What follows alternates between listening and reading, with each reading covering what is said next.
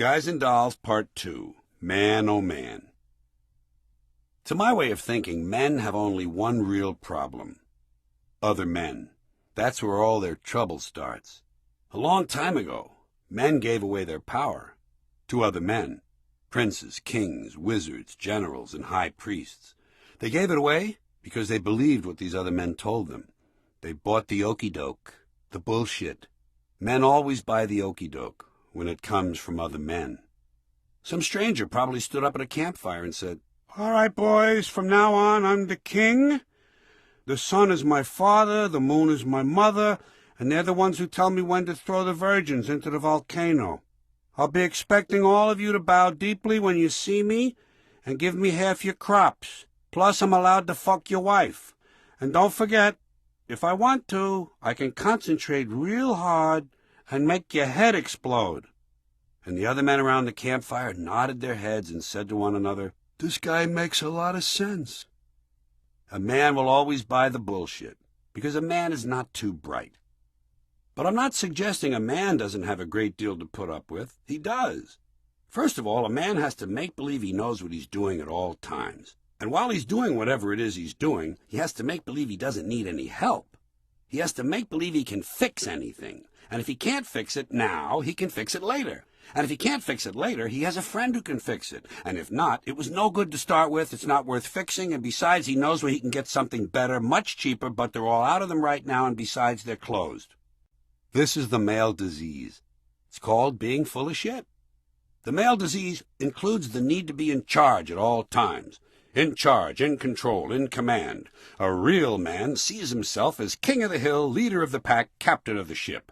But all the while, in order to fit in and belong, he has to act like all the other men and do what they do, so he'll be accepted and get a good job and a promotion and a raise and a Porsche and a wife who will immediately trade in the Porsche on a nice, sensible Dodge van with folding seats so they can be like all the other boring families.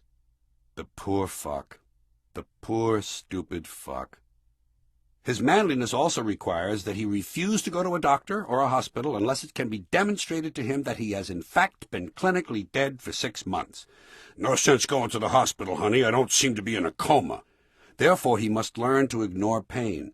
"It doesn't really hurt. Bleeding from 6 holes in the head doesn't really hurt. Just give me the remote and get me a beer and get the fuck out of here." Most men learn this stupid shit from their fathers. Fathers teach their sons not to cry. "Don't let me hear you crying, or I'll come up there and give you something to cry about." Great stuff, huh? All the problems in the world, repeat, all the problems in the world can be traced to what fathers do to their sons. So little boys learn to hide their feelings, and society likes that, because that way when they get to be 18, they'll be able to go overseas and kill strangers without feeling anything. And of course, that bargain includes a certain reluctant willingness to have their balls shot off. "Honey, I have to go overseas and have my balls shot off, or else the rest of the guys will think I'm too afraid to go overseas and have my balls shot off." The poor fucks.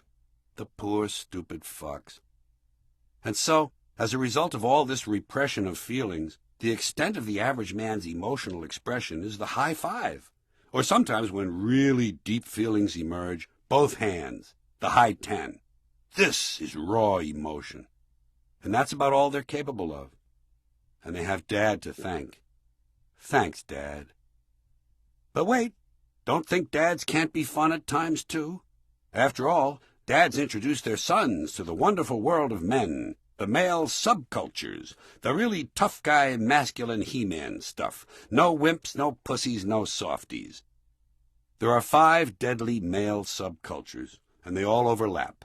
The car and machinery culture, the police and military culture, the outdoors and gun culture, the sports and competition culture, and the drug and alcohol culture. And as a bonus, I'm going to throw in one more. The let's go get some pussy and beat the shit out of queers culture. As I say, they all overlap. Many men belong to all 6. This male universe is, of course, detectable by analyzing its combustible chemical formula: gasoline, gunpowder, alcohol, and adrenaline. A chemistry rendered even more lethal by that ever-present, ever-delightful accelerant, testosterone. Talk about substance abuse? If it's chemical dependency you're interested in, you might want to look into testosterone. Testosterone! The most lethal substance on Earth. And it does not come from a laboratory. It comes from the scrotum. A scrotum located, interestingly enough, not far from the asshole. How fitting! And as it happens, all these male subcultures share a particular set of features. Homophobia, coupled with an oddly ironic, complete childlike trust in male authority. Men are attracted to powerful men. They also share a strong fear and dislike of women, and this in spite of a pathological obsession with pussy. Testosterone! So why are men like this? I think the overriding problem for men is that in life's main event, reproduction, they're left out.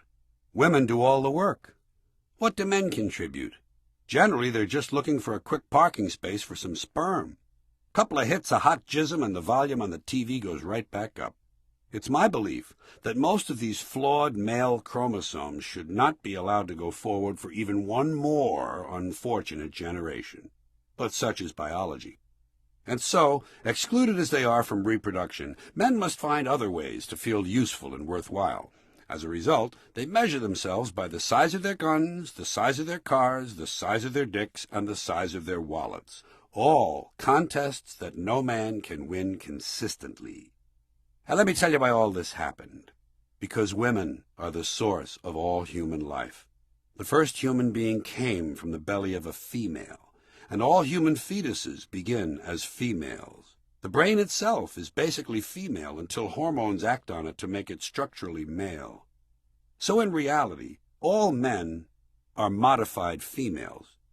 Where do you think those nipples came from, guys? You're an afterthought. Maybe that's what's bothering you. Is that what's on your mind, Bunky? That would explain the hostility. Women got the good job, men got the shitty one. Females create life, males end it. War, crime, violence are primarily male franchises. Man shit. It's nature's supreme joke. Deep in the womb, men start out as the good thing and wind up as the crappy thing. Not all men. Just enough. Just enough to fuck things up. And the dumbest part of it all is that not only do men accept all this shit, half of it they do to themselves. By the way, I'm not letting women completely off the hook. After all, the one part of the lower anatomy that is the same in both sexes is the asshole. But women who are assholes aren't called that. They're named for a different part of their lower anatomy. They're called cunts. Isn't it nice that cunts and assholes are next-door neighbors?